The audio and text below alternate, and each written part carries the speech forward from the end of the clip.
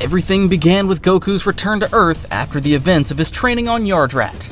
A strange portal appeared on the route of his spaceship, dragging him inside before he could figure out how to steer the Saiyan ship away.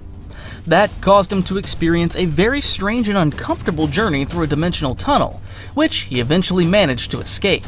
His ship ended up crashing on the shores of a city, and Goku quickly came out to check where he had landed. At first, Goku felt disoriented by what had happened, but he calmed down when he saw that he was still on Earth, or at least that was what he initially believed. However, he soon realized that the environment felt different, and that nearby places looked nothing like anything he knew. Why does everything look so different? While Goku wondered about that, he decided to fly over the cities to see if he could recognize any of them, but all the buildings he came across seemed unusual. On top of that, he couldn't sense the energy of any of his friends, which was definitely not normal. That led him to conclude that he wasn't in his home after all, but rather in a different place.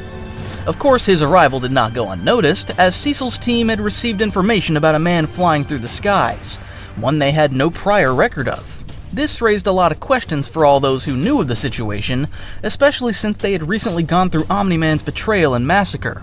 So they had no idea if this stranger might be a threat or a potential ally. They clearly couldn't afford to ignore it, so Cecil decided to test Goku by sending one of his strongest heroes to intercept him, none other than the Immortal himself. Because of that, Goku quickly noticed a strange presence heading his way, different from the ordinary people in the cities.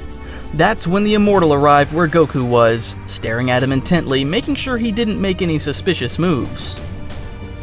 "You don't seem to be from around here, so I'll ask only once. Who are you, and why are you flying around these cities?" Goku looked at the Immortal with a confused expression, not understanding why he was being addressed with such hostility. "Hey, relax! I just showed up here out of nowhere and was trying to figure out where I am." "Are you telling me you're not from Earth?" "Well, technically I'm not from Earth, but I think that's not the only..."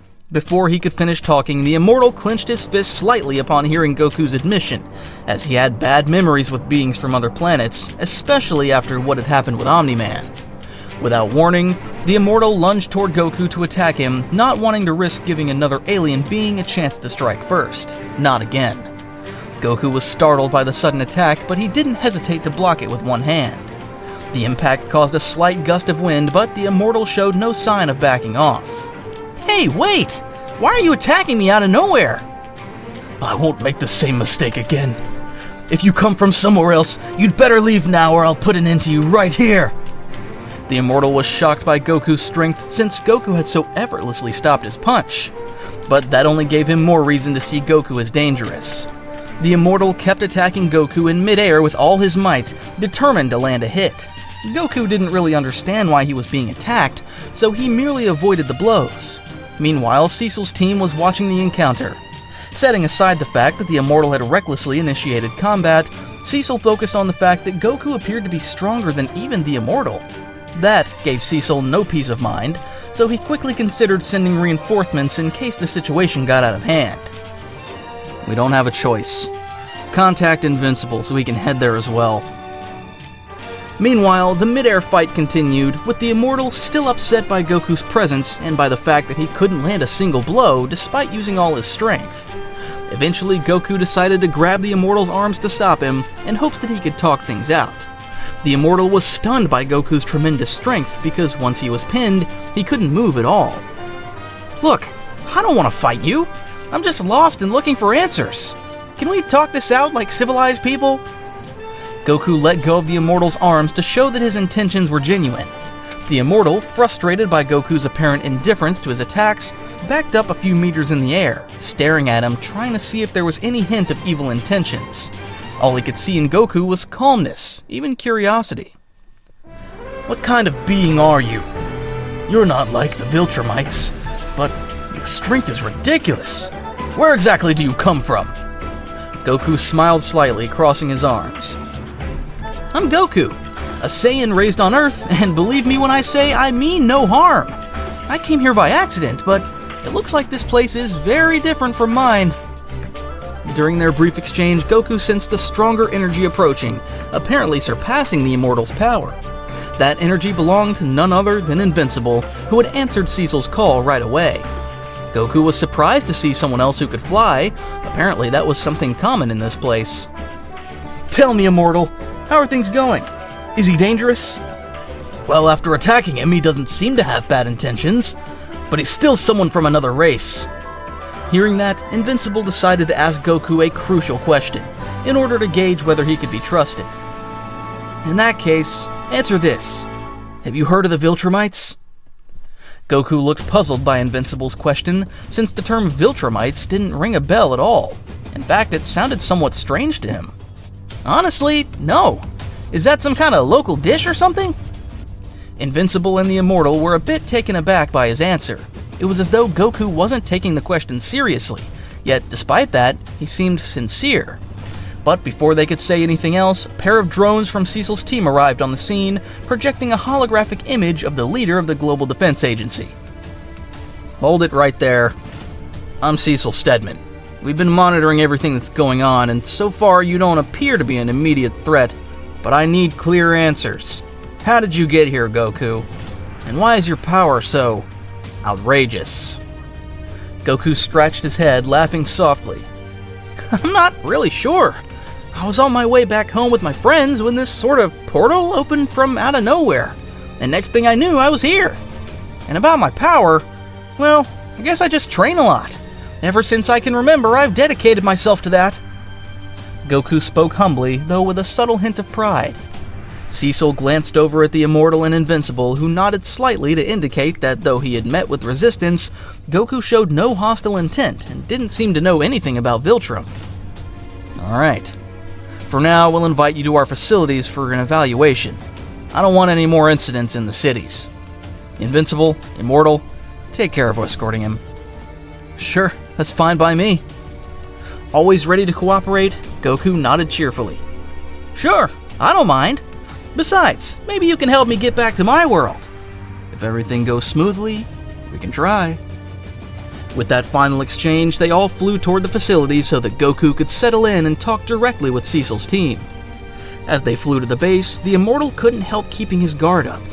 Even though Goku seemed harmless, his enormous power reminded the Immortal too much of Omni-Man, which made him uneasy after everything that had happened to the Guardians of the Globe. Goku, on the other hand, tried to break the ice during the flight, feeling curious about the people of this world. He wondered if everyone here possessed powers like that. "Honestly, you're really strong. You remind me of someone I know. Do you also train a lot?" Still cautious, the Immortal answered. "I've lived a long time and faced many threats. Training is part of the job. But you're different. You seem to hold more power than you show. Why didn't you fight seriously?" "I didn't have a reason to fight you. Plus, I don't use my full power unless it's really necessary. But if you ever want a friendly match, I'd love it." The Immortal wasn't sure how to respond to Goku's laid-back attitude. On one hand, it irritated him that someone could be so powerful and relaxed at the same time. Yet there was something genuine and open about him that couldn't be ignored. The same was true for Invincible, except that despite his doubts, he found it encouraging to think that maybe this time they could count on an ally and avoid repeating what happened with his father. "Anyway, welcome to the Land of Heroes." Goku grinned at Invincible's welcome, showing his appreciation. Upon arriving at the agency's facilities, Goku was greeted by the scrutinizing gazes of scientists and the rest of the team. Goku felt a bit uncomfortable with everyone staring at him and getting too close, but he ended up allowing them to examine him, hoping that Cecil's team would help him return to his world. Meanwhile, Cecil watched closely from the control room as they ran tests on Goku with various devices, confirming that Goku was indeed more powerful than he let on, though it was still unclear whether that was good or bad. "Alright, Goku, if you want our help getting back to your world, we need to know more about you. We recently went through something very serious, and we need to be sure. First of all, exactly how strong are you? What are your abilities? And most importantly, what will you do if we can't send you back?" With his usual carefree attitude, Goku answered his questions. "Oh, I'm pretty strong. I can manipulate my own energy for all sorts of techniques, and I'm an expert in martial arts. But don't worry, I'm not here to make trouble. And if you can't send me back, then, well, I guess I'll find something fun to do here while I figure out how to return." Cecil's team exchanged glances, some of them confused and others nervous. But Cecil had one thought in mind. If this man was as powerful as he seemed, they might need him in the future, especially given the threats that were getting worse every day. At that moment, Invincible came by to observe Goku's evaluation, but also to talk with Cecil about what he was thinking. Honestly, he seems odd, but I don't get a bad feeling about him. What do you think, Cecil? I also don't think he's hostile, Mark, but nothing's certain yet. We have to be cautious this time. Yeah, I guess none of us want a repeat of what happened with another being from space, right? Exactly. Even though Goku doesn't act aggressive, there's no denying his strength is extraordinary, and we need to know how to deal with that. For the moment, you're the strongest we have for this job, so I'm leaving it in your hands too. Well, if we can count on his help, that's fine by me. After hearing Invincible's words, Cecil nodded seriously. Though he didn't openly show it, he was already forming a plan to keep close watch on Goku, not only because of his power, but also because his presence might draw in unknown threats. While Goku's evaluation ended, the results truly surprised Cecil's team. Goku's body demonstrated incredible resilience during the test, not to mention the enormous strength he showed by lifting whatever they gave him without difficulty. Once the testing was done, Goku took the opportunity to walk around the labs full of genuine curiosity, though he noticed the scientists' skeptical glances. While Goku roamed the facilities, Invincible decided to accompany him, partly to ensure Goku wouldn't cause any trouble, but also because he was curious about this strange warrior from another world. At the same time, from what Immortal had said, Goku seemed to be from a different race as well. Unlike the others, Mark felt more at ease striking up a casual conversation. I heard you say you're a Saiyan, right? So, what exactly does that mean? Well, supposedly, Saiyans are a race of warriors from another planet. But to be honest, I'm not like most of them, because I grew up on Earth. I learned to protect it instead of destroying things like other Saiyans did in the past. Mark was surprised and intrigued by Goku's explanation. It sounded very similar to the Viltrumites, and Mark also felt a connection in the fact that Goku was raised on Earth despite being from another planet. I see. So your race also used to conquer planets, like the Viltrumites. He sounded a bit down, presumably because he was currently dealing with the fact that he was also half Viltrumite, a race he despised for their cruelty. Goku noticed how Invincible's mood soured, so he wondered why that was.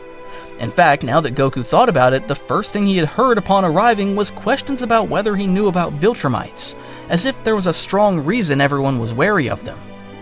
I can tell everyone's worried or upset whenever they talk about Viltrumites. Did something happen with that race? Invincible hesitated at first, recalling all the horrors his father had caused, as well as what Omni-Man had revealed about Viltrum, but he sighed and decided to explain clearly. The truth is, we went through something terrible not long ago involving them. Many people died because of a Viltrumite. He said the Empire wanted this planet and was prepared to do whatever it took to carry out that mission. Invincible grew sadder as he spoke about the events that had happened, but it was necessary for Goku to understand why everyone was so on edge. And the thing is, the Viltrumite who did that was my father. He came here under the false pretense of protecting people. He even started a family, but apparently he only had me so that I would join the Empire and conquer Earth.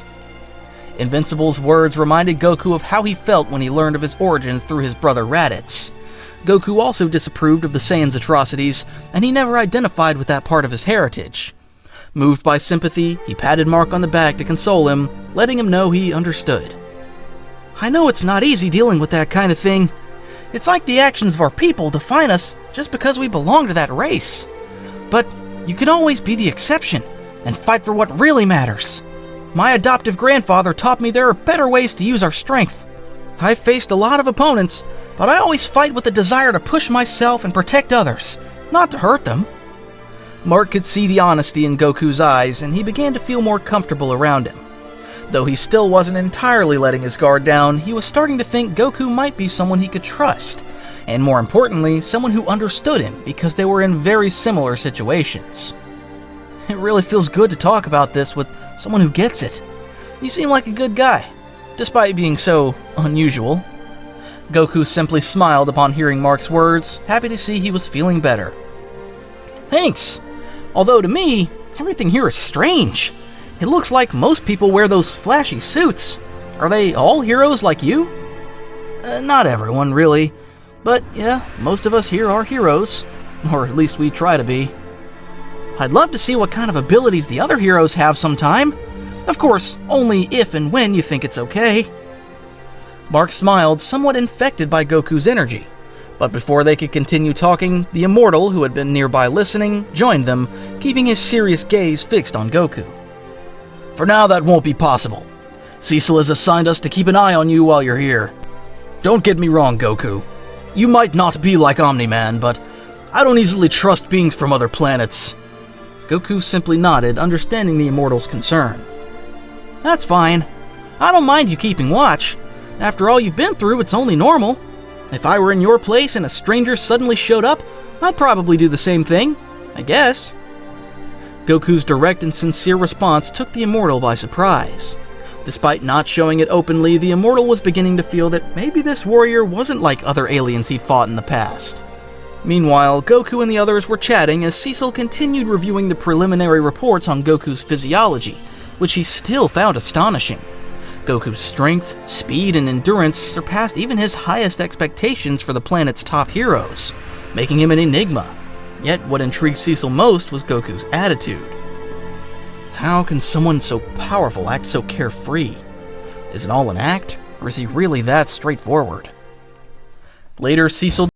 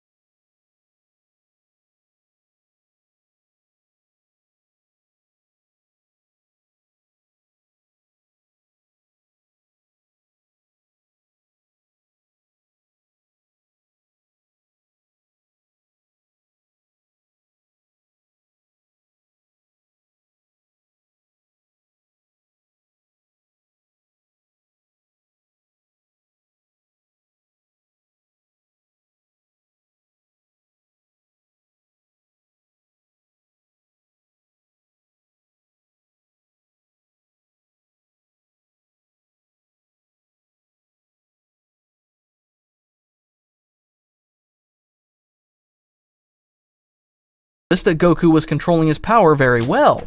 Despite the force of those hits, neither Invincible nor the Immortal was bleeding or badly hurt. Both heroes got back up, ready to keep fighting. This is ridiculous. I've never seen anything like it. It definitely hurt. His strength isn't just amazing. He's a master of combat. Don't let that get to you. I know you can push yourselves further. Goku's words spurred the heroes on, and they renewed their assault with greater speed. To make it more interesting, Goku traded blows with them at a quick pace, causing their fists to clash with enough force to shake the area, but not dangerously. Both Invincible and the Immortal were growing increasingly overwhelmed by the difference in power between their attacks and Goku's, but they kept up their determination. The ever more frantic fight stunned Cecil and his entire team, who couldn't believe how easily Goku held his own against their strong heroes at such high velocity. And it was obvious Goku wasn't fighting seriously yet, since he didn't seem to be exerting himself in the slightest. After a few more minutes, Cecil finally decided to end the demonstration, allowing everyone to land gently on the ground. Invincible and the Immortal were left speechless. Despite combining their strength, they hadn't managed to land a single hit on Goku. Far from feeling humiliated though, both felt a spark of inspiration, realizing that with Goku's help, they might become even stronger. You two are good. With some practice, you could reach much greater heights. If you want, I can help you train. For the first time, the Immortal dropped a bit of his aloofness, at least enough to be open to improvement. Even so, in his mind, Omni-Man remained the true foe. I might take you up on that, but don't think I'll trust you so easily. Invincible, on the other hand, seemed more enthusiastic. He was determined to protect his world after everything his father had done. I definitely want to get stronger, so I'm in. Goku smiled at both of their responses, glad to see that he was slowly earning these heroes' trust. Although there was still much to do, he was excited about what the future held in this strange but fascinating new world. After the heroes' test battle against Goku, Invincible and the Immortal took a moment to catch their breath, while Goku stretched with his usual carefree smile. Despite having been defeated without Goku even making much of an effort, Mark and the Immortal didn't feel frustrated. Instead, they felt inspired by what the future might hold for them. Cecil, who had been watching everything from the control room, turned off his monitor and picked up his intercom. Well done, guys. This has given us valuable information. Goku, your power is truly amazing, and your abilities are very versatile. For now, we need some time to discuss how you fit into all this so you can help us against potential threats. Sure, although I'd like to eat something first, since I haven't eaten anything since I arrived. Mark was a bit surprised by Goku's attitude. He really was pretty laid back, despite everything going on, but in a way, he liked that about him. Yeah, after that I think we could all use a break, and I know a place where we can grab something to eat. Would you like me to take you, Goku? Absolutely! I'm more than eager to eat something! What do you think, Cecil? Can I take him outside so he can eat? Maybe I can show him a bit of the city, too. Cecil spent a couple of seconds thinking about Mark's request. He reasoned that Goku wasn't currently a threat, so he could allow it. Very well. Since he's cooperated with everything we've asked so far, you can take him with you. Just make sure he doesn't empty out the entire restaurant's kitchen. A few minutes later, Goku and Invincible left the base and headed into the city streets. Mark guided Goku to a small but cozy place where they sold giant hamburgers. As soon as they arrived, Goku didn't waste any time ordering and began eating, his eyes glowing with excitement. Mark was speechless at how Goku devoured his food in a matter of seconds, worrying about how much it would all cost, while the restaurant employees looked on, stunned. Even so, the atmosphere stayed relaxed. Wow, I never thought you could eat like that. You don't eat this way? No, I can't do it like that. Well, I usually eat a lot. It helps me recharge my energy for fighting. Besides that, think you could tell me more about where you come from? I'm interested in what you mentioned earlier. You mean the Saiyans? Yeah, but I also want to know what life was like there. Honestly, I don't know too much about the Saiyans, but I can tell you that almost all of them were wiped out when the planet they lived on exploded. Invincible was pretty shocked to hear that. He couldn't believe that such a warrior race could have been exterminated. I'm not sure what to think about that.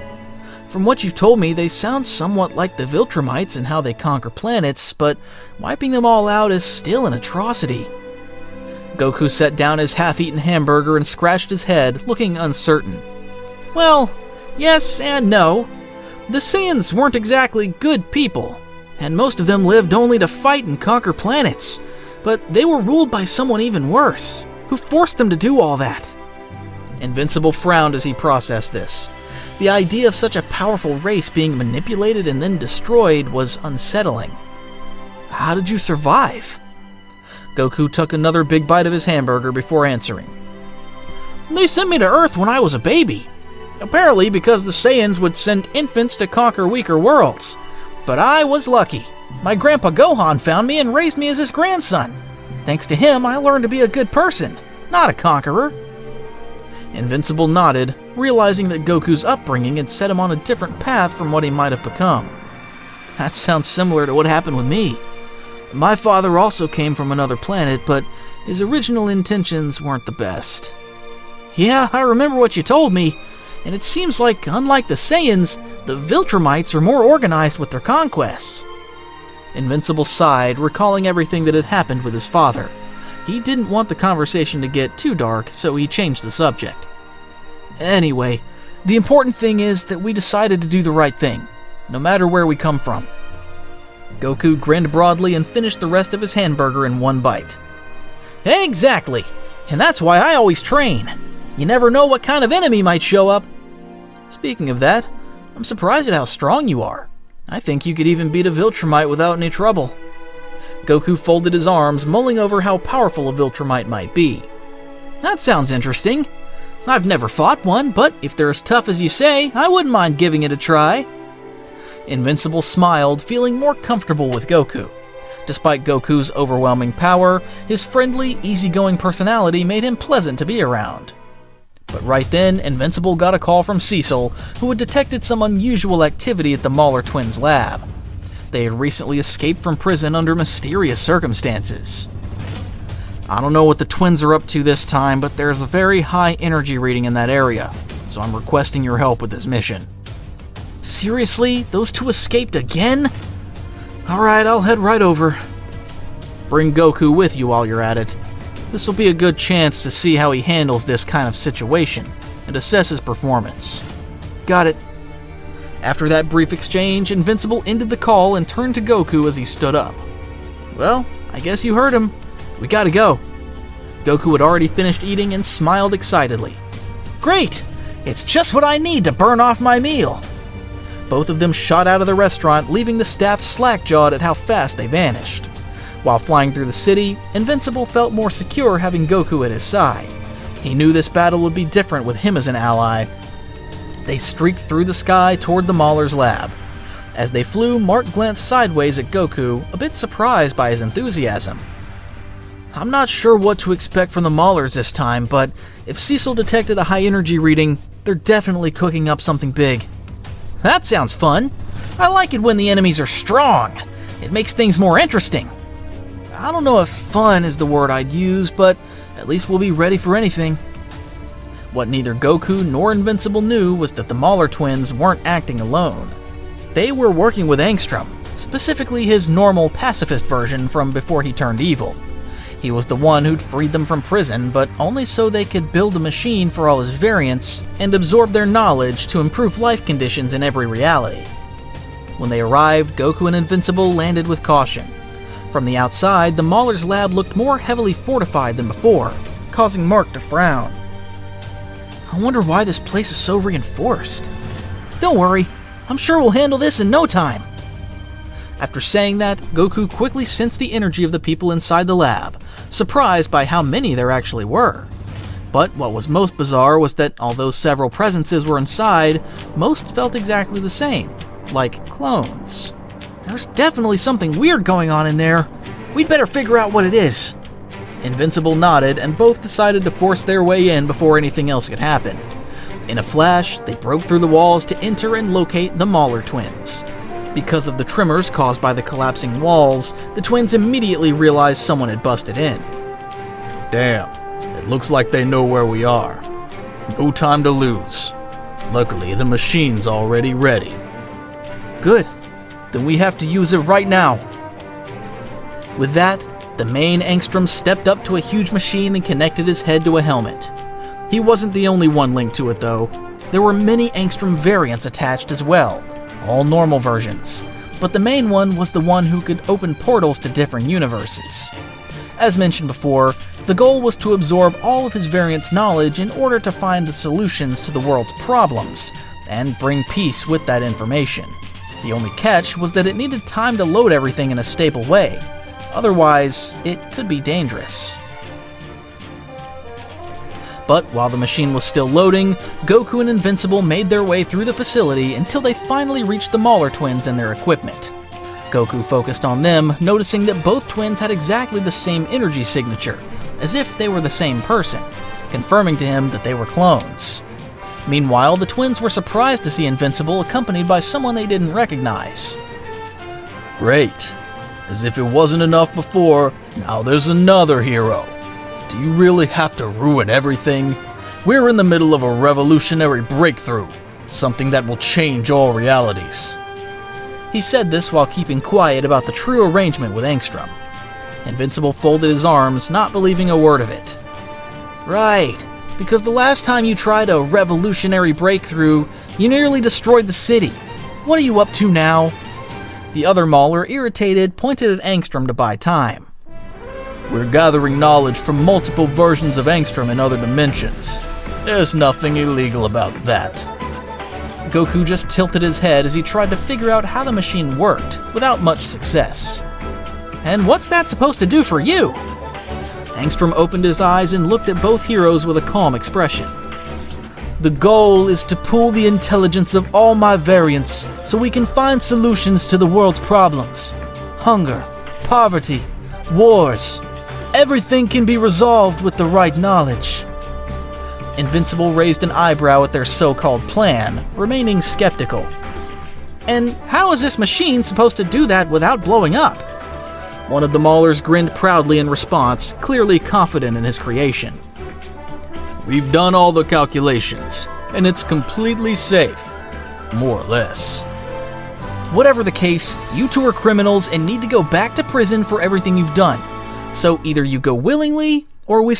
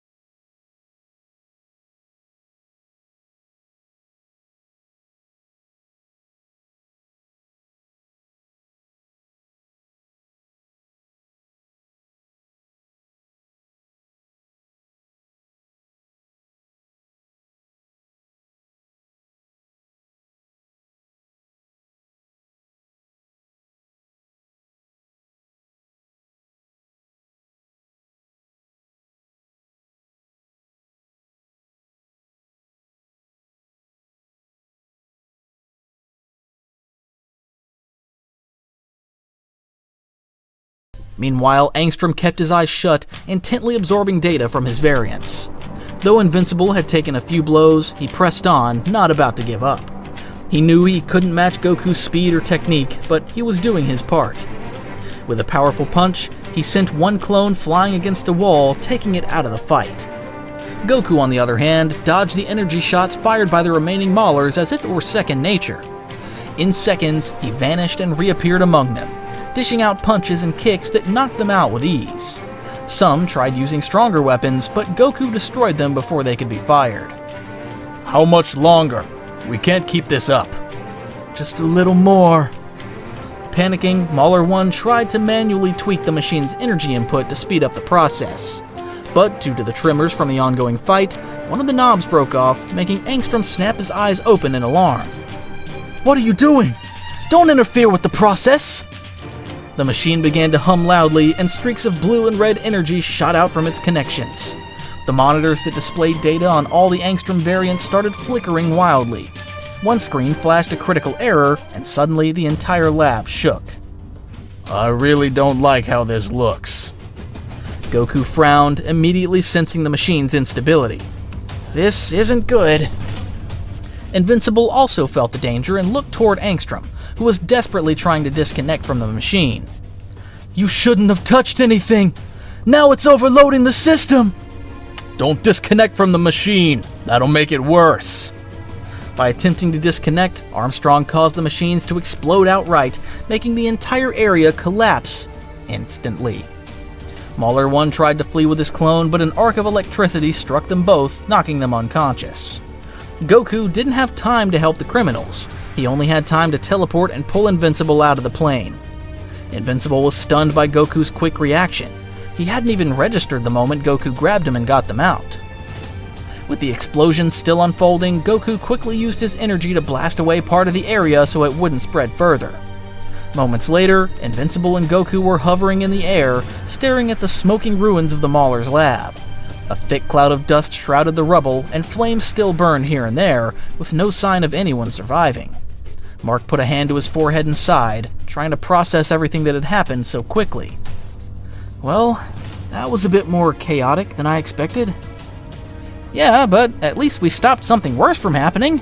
I doubt that machine is good for anything now. I don't think there's much else we can do here. Might as well let Cecil handle the rest. I guess you're right.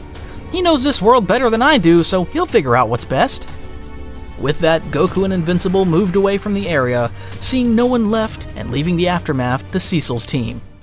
However, sometime later and without anyone noticing, a figure emerged from the rubble. None other than Angstrom, still alive despite being covered in wounds and dust.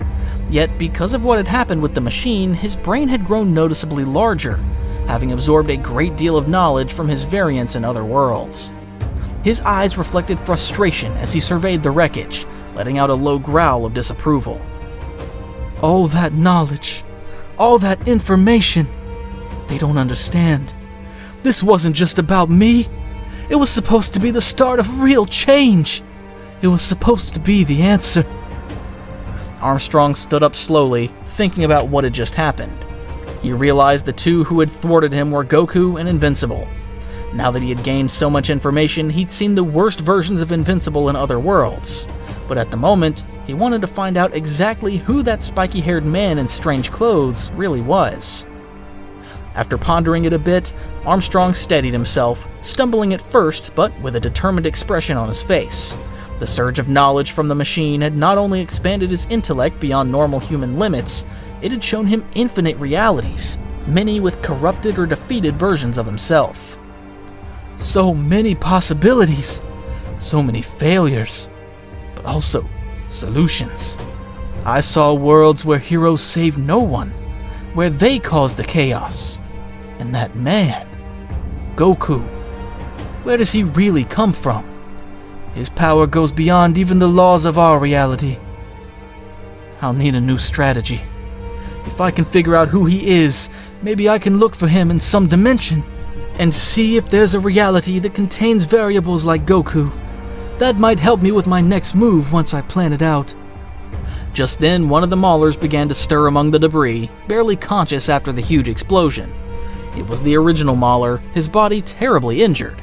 He had lost an arm and half his body was severely damaged. Angstrom, you're still alive. Noticing him, Angstrom approached in silence, looking somewhat disappointed. Because of you, this was possible. But also because of you, it failed. Now I need to continue this some other way. At that moment, they could see authorities arriving, so it wasn't safe to remain there. Angstrom opened a portal to make his escape. Staying would only mean more trouble, and he needed to focus on his next plan. The remaining Mauler decided to follow, unwilling to go back to prison, especially not in his current condition. Meanwhile, Goku and Mark were flying above the city's rooftops, heading back to Cecil's facility to see if there was anything else they needed to handle. I still can't believe how fast you got us out. If we'd waited one more second. I've been through worse, but it was actually pretty fun fighting all those guys. Although I was expecting a bit more. Well, I'm not sure fun is the right word, but whatever. Shortly after, they landed on a rooftop where one of Cecil's surveillance stations was set up. Within minutes, a screen turned on, revealing Cecil's stern face. Good work, you two. The lab is destroyed and the threat contained. At least for now. We're not certain all the Maulers were wiped out by the explosion. And Armstrong was definitely doing something strange. We know. We're analyzing the residual energy in the area to see whether everyone there really died. There are a lot of variants, and we need to study all of them. Honestly, that machine did more than even the Maulers realized. He then turned his gaze to Goku. And you're showing me that your presence in this world could shift the balance of power, whether for good or for bad. So I need to know for sure. Are you here to stay and help us, or are you against what we do? Goku folded his arms and looked up at the sky for a moment before answering. Well, honestly, I like this world and what you do to help others. Plus, the food here is great. The opponents so far haven't been what I expected, but I can see it's full of challenges. So, if I can help, I will. Although sooner or later I'll need to go back home. Cecil nodded slowly, never taking his eyes off the Saiyan. Very well. We'll consider that our arrangement for now. Feel welcome on Earth, or rather, our world. Once the brief conversation ended, the transmission cut out, and the two heroes were left in silence for a moment. So what are you gonna do now?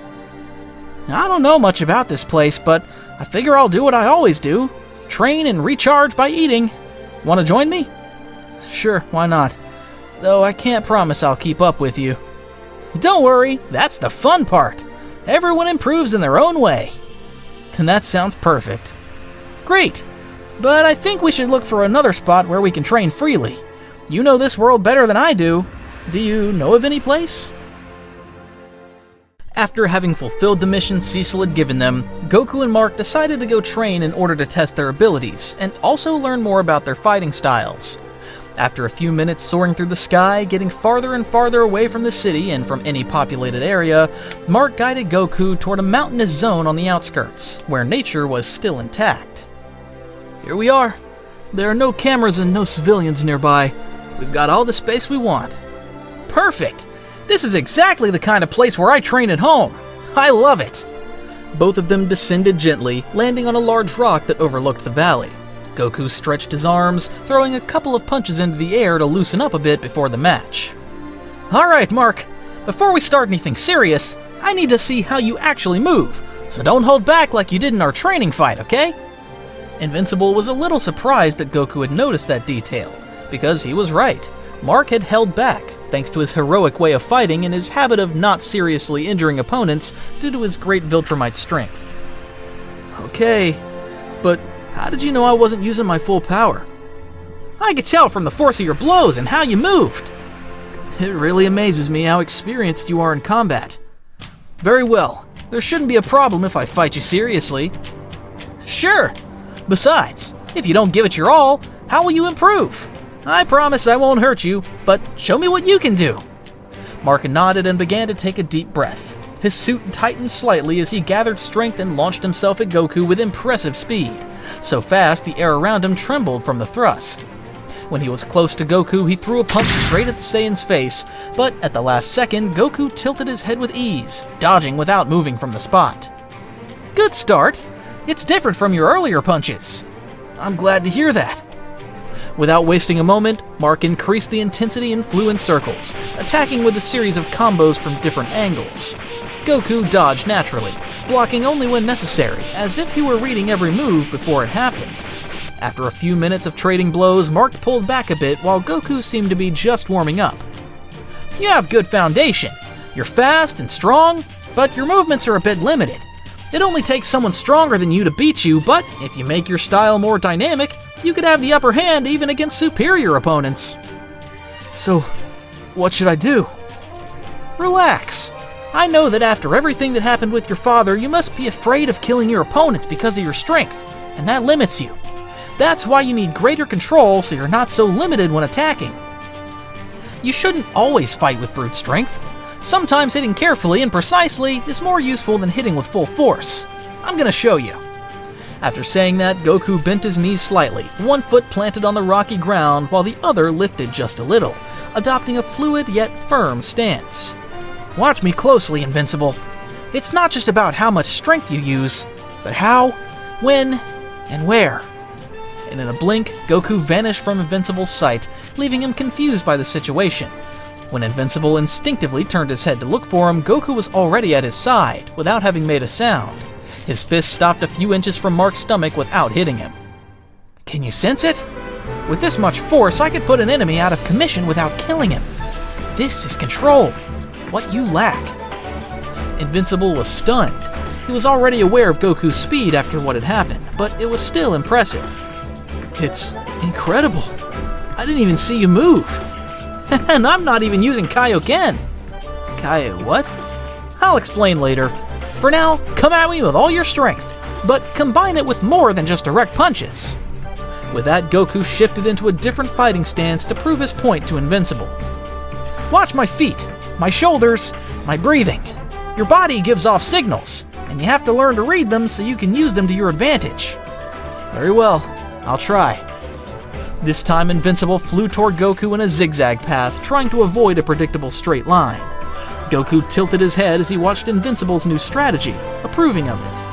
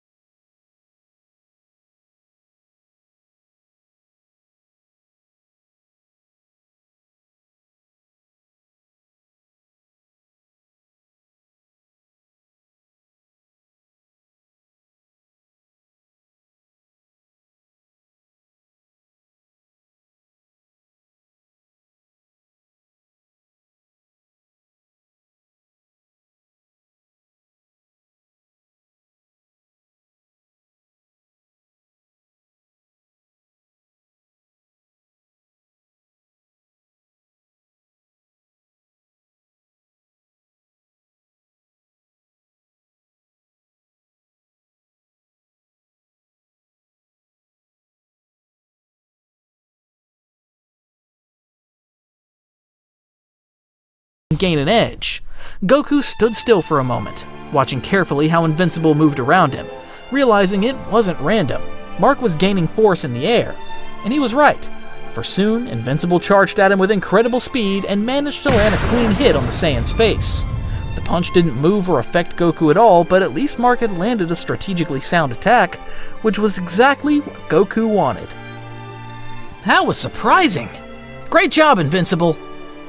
I'm sweating like crazy, but this is amazing! Thank you for your advice, Goku. Well, I think we've earned a well-deserved break, don't you? Honestly, yeah, that'd be nice. After their brief chat, they decided to come down from the sky for a breather. Invincible sat on a rock, wiping sweat from his face while looking at Goku with a mix of respect and fatigue. You learned more than I expected, and it's not just because you're strong, it's because you truly want to learn. Thanks, Goku. You didn't just help me fight better. I feel like I'm understanding what it really means to fight, and not just act like a hero. That's the most important thing. If you learn to fight properly, you'll get stronger and will be able to handle enemies, and then you can protect others. Mark nodded, understanding well what Goku meant.